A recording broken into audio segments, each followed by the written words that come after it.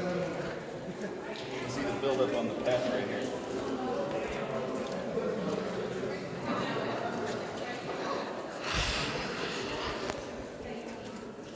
Burning away from there.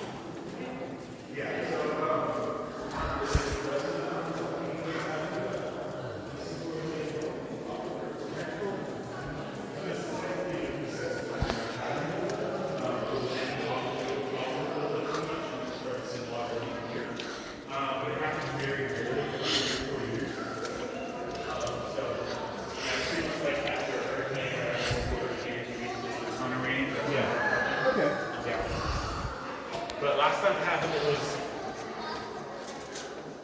last October / November maybe. I was on the second tour of the day.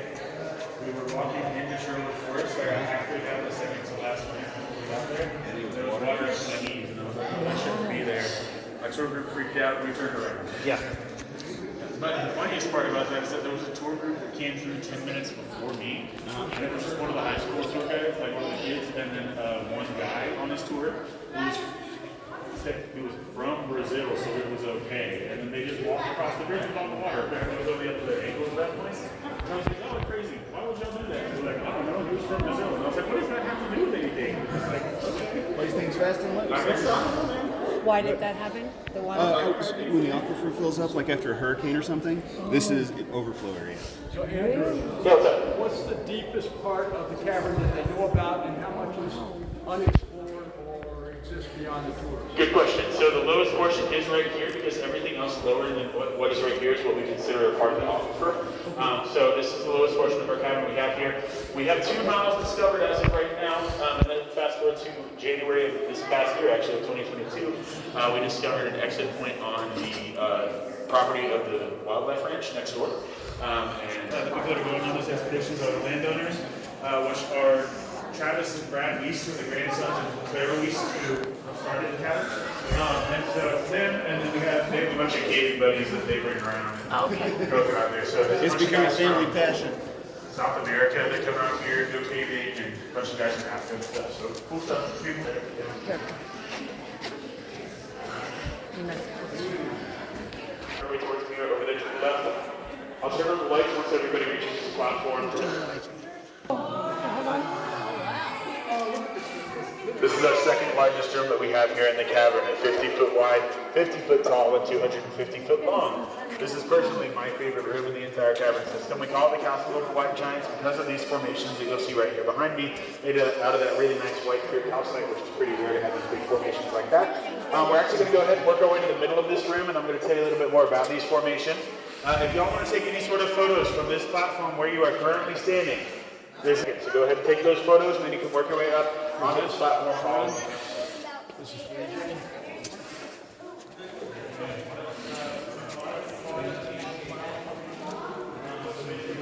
All that water and that calcium would come from there and land on this formation, so they're still holding on. You can tell someone's been touching. Catches on one of those little already cooked by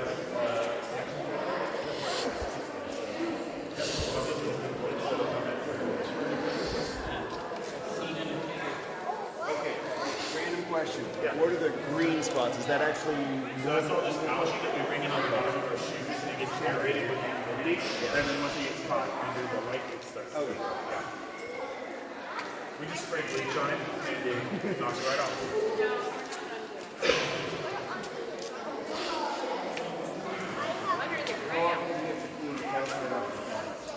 We do it pretty rarely, actually. We kind of just let it do its thing, like especially like right back there and not coming up on those. We'll let it kind of just grow. Once it starts to grow the formations underneath the concrete, we're kind of just like, that's going to stay there now. So for the most part, it's pretty rare that we'll bring a brush in here sometimes and loosen it up. But with all the water that comes in, it pretty much washes most of it away. 8 foot wide and 50 foot tall. That's our largest column that we have here in the cavern. Then if you look right here in the middle, you'll see what we call the Mounds of the Landlord. We call it the Mounds of the Landlord because when those first 4 explorers came in, they looked at this formation, said that all these holes on the side of the formation looked like windows on the side of an apartment building. And then they said this little stalagmite right here on the left looked like a little landlord with his hands on his hips coming to collect his rent. Therefore, the Mounds of the Landlord is the name. Then if we look all the way over here to the right, you'll see what we call the King's Throne Formation. You'll notice the two armrests, the footstool, and the beautiful canopy right above where a king or a queen can sit to rule their kingdom. You'll also notice these two formations right above where I'm standing. Those are what we call cave chandeliers. And then if we look right here in between the watchtower and the Mouse of the Landlord, you'll see what we call cave bacon. We call it cave bacon due to that brownish orange yellow coloration that it has, which is due to the amount of humic acid that deposits into that calcite. They say that due to that coloration that it looks like raw bacon. I'm gonna be honest, I ain't never seen raw bacon that looks like that before, but they are scientists I am not, therefore I'll still point it out. I'm just from San Antonio. Another really cool thing about our cavern is if you look down at our water, you'll notice that it has a bluish green coloration to it. That is due to nothing more than light refraction. Once that water travels in from the surface and works its way into these pools here at the bottom of our cavern, it's no longer used to natural light traveling through there. It's no longer tempered to natural light. Therefore, when we shine our artificial lights through there, it gives off different colorations of blue or green. It's kind of hard to see with mine because it's like a super white light, but that is where that coloration comes from. At the end of our tour, we have a water fountain that's hooked up to the well at the bottom of our cavern system where you can drink some cavern water. I'm going to have to check it once we get up there. It was broken yesterday, but I'll see if they repaired it. Normally they repair it overnight, so I'll see once we get up there. I don't want to get your hopes up in case it is broken, but it will be there. I will check that once we get there, but it's a pretty cool thing to see. So we're currently 150 feet below the natural bridge right now. About to start working our way to the other side of this room. You may have noticed that there are some stairs over on the other side of this room. Those stairs will take us up to about 135 feet below. As we work our way around to the other side of this room, if we look over the railing to our right, we're going to be able to see what we call Grindle's Canyon at 207 feet below. That's our second lowest portion of the cavern. Yeah, I see some hands going up. What's up? Oh, I'm sorry. I'm sorry about Yeah, that. no, you're good. What's up? We didn't get a picture of the monkey. If you could, if possible. Which one? The monkey. Oh, the lamp right The here? monkey, yeah. Oh, darn it. Yeah, that's a little different now. But yeah, cool. Thank you. What monkey are you talking about? Oh, when you were shining, yeah, the exact same. Oh, that one right there? We're in a different spot, Okay. so it looked like his hand was out. That was Oh, got cool. you. That was Okay, yeah, cool. cool. Yeah. Was there another hand up in the back? Okay, cool. Sick. All right, so please do remember to close those gaps. Stay with that person in front of you as we keep working our way around. And if you look over the railing to your right, you'll see Grindle's Canyon, the second lowest portion of the cavern. Take those short and slow steps. Use that handrail. We'll keep working our way up. Thanks. Hold it on the side.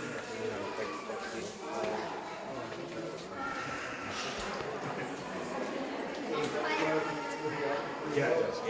Yeah. We can't leave a gap.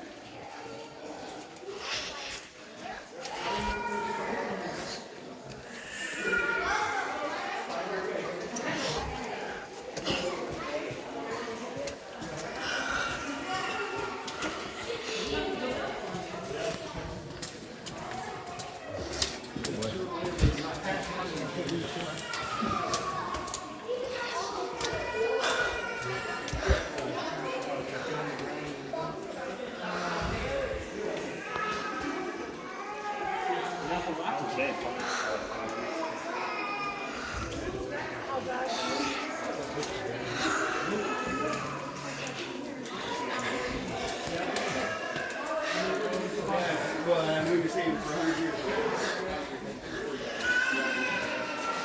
Yeah, just a little bit. Yeah, so the concrete lifting up, especially with the water flow that's moving right off that wall. Yeah, that affects it a lot too. So are you able, and I'm not saying I'll do it, build it to where you can create a fast growth? I don't know if we are, honestly. I'm sure that there are Bernie. ways to do that.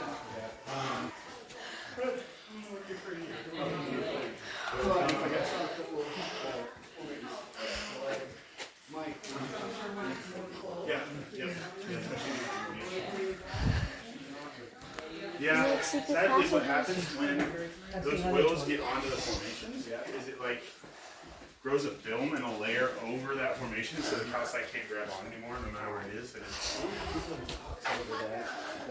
yeah, see, that's what I had a thought of too, was just attach like a non-dead one on top and then maybe let the calcite form over it again, but I don't know, we'll see. Yeah. I can guarantee geologists blanks later. Oh, absolutely. Oh yeah. Hidden passages that a lot of people think that we like had a formation grow in it, but it was just a wooden pipe we called the stalagmite because we wanted it to look like a stalagmite, but it was still a pipe. And it was just a wooden cover on there. People be like, "That's fake," and we're like, "Yeah, we know." We're hiding the pipe, guys. Yep, it's just a pipe. Well, work our way down this hallway just a little bit more to give everybody a chance to catch up.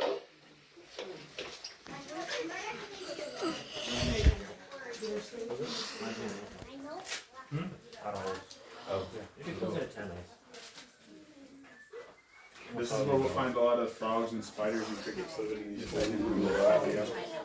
I call these the frog apartments. The small holes I call the spider apartments because most of the time you can look in there and see something living right there.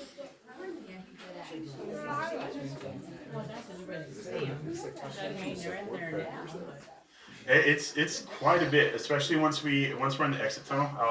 If you look up after you go through the halfway point, in case I'm not walking with you, if you look up on that ceiling, it's literally just going to be black covered with spiders and crickets. Yeah, so you'll see all that as you work your way out.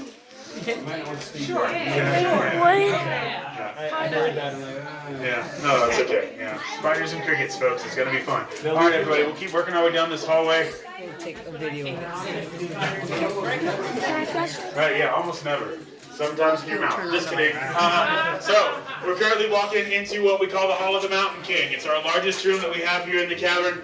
As we work our way into this room, if we look over the railing to our left here in just a moment, we're going to be able to see what we call Grindle's Canyon once again. At 207 feet below, that's the second lowest portion of the cavern. Now, we call it Grindle's Canyon because when those first 4 explorers came in, they looked down there and said that it looked so dark and scary that nothing could possibly live down there except for a monster. Therefore, we named it after the monster from the epic poem Beowulf, who was named Grindel. And I like to tell that story on this side of the canyon compared to when we see it in the castle because it's a lot easier to see why they thought it looked so dark and scary. So look over that railing to your left here in just a moment. Also, watch your head. There's going to be some rocks sticking out to the right, pretty much right at my head level. So be aware of that. Go ahead and follow me. If you give any warning for head level, that goes for a special you call one. Yeah, I've already spent my hit points. Yes, I know. What do you think I continue to call it out? Did you keep doing it? Yeah, it's never fun hitting each other. I've done it so many times. Yeah, it's really nice. How many points did you get out of something? Oh, wow. So they discovered from the other side, right? Yeah, so they called in from that side castle and that's what that is. Oh, yeah, look at it right there. If you didn't have the artificial light, I think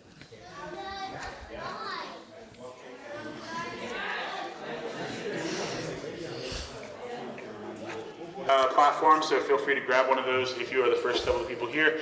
And then we'll fill in the rest of this area just by standing around so you can work your way towards me after all the seats get filled up. This is our largest room in the cavern. It's also the largest cavern showroom in the state of Texas. And a really cool thing about this room is that it was created differently than the rest of the rooms that we've seen today so far in our tour. If you'll remember, I said those rooms were naturally carved out due to that flowing water that would come in from the surface. This room was created by a completely different process. It's a process that we call collapse modification. What that means is millions of years ago, due to seismic activity, the layers of limestone that would be right above where we're standing right now broke into multiple pieces. But that water that was flowing through the lower portion of our cavern used its buoyant force to support those broken layers up for a really long time. So it was essentially as if nothing had really happened. Those broken layers were exactly where they'd been formed next to the layers they'd been formed next to. They were just broken and being held up by that water. But if you'll remember, I said about 20 million years ago, all the water above the surface receded, therefore all the water in our cavern receded. Therefore, there was nothing supporting those layers, so they began to fall layer by layer by layer. We can see how that process works right here, how they continue to fall layer by layer, growing smaller and smaller and smaller, creating what we call breakdown. If you listen to EDM or heavy metal, you've heard that term before. It just means fallen rock. We can see some more of that rock continuing to fall until a natural stable point would be found at the top of this room, creating what we call a breakout dome. It's a 55-foot thick slab of limestone that protects us from all the other limestone in the local area. These are all the way up from the top of this room to the surface. So I can assure you guys, we're completely safe to be in this room. If you'll remember, I said that our calcite formations grow at the rate of 1 cubic inch every 100 years, right? Therefore, if we look at this formation right here behind me, we see that it has been growing for a very long time and has not been scathed by any sort of falling rock. Also, all of these formations that we'll see as we work our way to the top of this room have been formed on top of more of that breakdown from the initial collapse happening. So, we are completely safe to be in this room, guys. Do not worry. I've given this tour so many times and everything has been fine. So, we are all good. Like I said, we're 135 feet below. We're about to start working our way up to about 80 feet below surface. That being said, this is going to be the most strenuous part of the tour. If you thought those stairs were something, you ain't seen nothing yet. working our way up some ramps that are just as steep as any that we've seen today so far on our tour. So please remember to take those short and slow steps and to use that handrail as we keep working our way to the top. As we reach the top of this room, there will be an observation deck to the right of that platform where you can take some photos. There will also be that water fountain that I was talking about. I'll check it once I get up there to see if it's working, and I'll let y'all know. But once the majority of our group has reached the top platform here at the top of this room, I'll go ahead and tell y'all a couple more things, and then we will end our time together. Sound good? All right, does anybody have any comments, questions, concerns before we keep working our way to the top? Yes, sir. So, all this originally fell down, then after the years it kind of melted together, which means that, I mean, at a certain point, I mean, wouldn't it be like a lot of probability that maybe somebody would lucky in about 150 years from now might get it? Yeah, so it depends. Yeah, so pretty much like all of this stuff that we see here, they didn't all kind of like mold together, more in a sense of that calcite over the years formed on top of it. Yeah, so it's definitely possible that somewhere down the line that those formations could collapse, some of those could fall, some of them could continue to allow different things to fall. But luckily we don't have to worry about it right now because the seismic activity is really the thing that would cause any sort of like big kind of changes of things like that happen. When was the last time Texas had an earthquake? Well, last time Texas had an earthquake was probably about a couple months ago, but it was on the east side of Texas. We haven't had any significant seismic activity around here in a good 60, 70 years. So it's been a hot minute. Yeah. So we'll hope that today's not that day. We do know that Mother Nature does have her own schedules though, but we will be fine here. Don't worry. The questions though, we'll go ahead and start working our way up, guys. Take those short and slow steps. Use that handrail. Again, if you feel like you need assistance as we are working our way out of the cavern, do not hesitate to let me know. Again, my name's Andrew. You can call me Peter the Red Shirt. You can call me Use that handrail. Thanks, guys. Wait, so just let them go.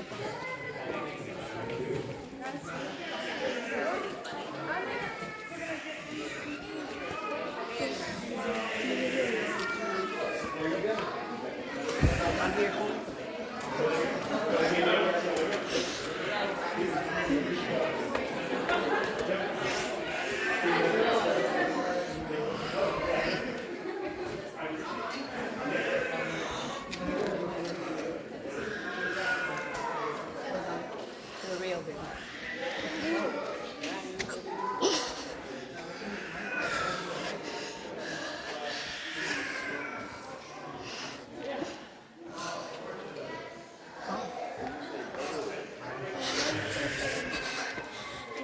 The rail or so.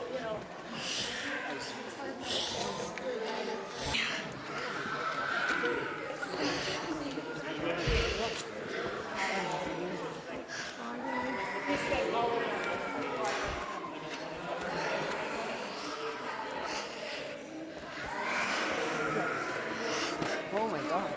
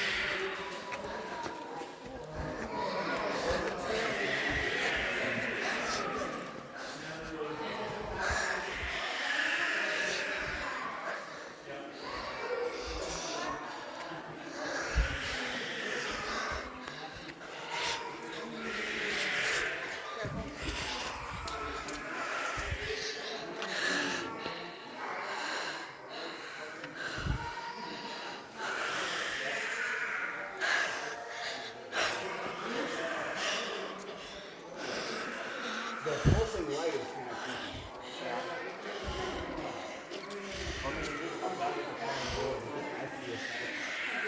No, the water fountain is not working. Sorry, but that observation deck is across from where I'm standing. If you want to go take some photos or just look down at this room, it's a really cool thing to see. But the water fountain is not working today, sorry guys.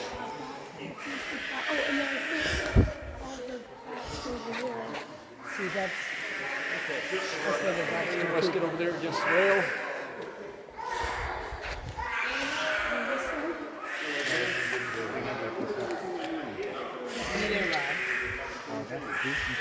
You've never seen that movie? was moving. Who did King of the World?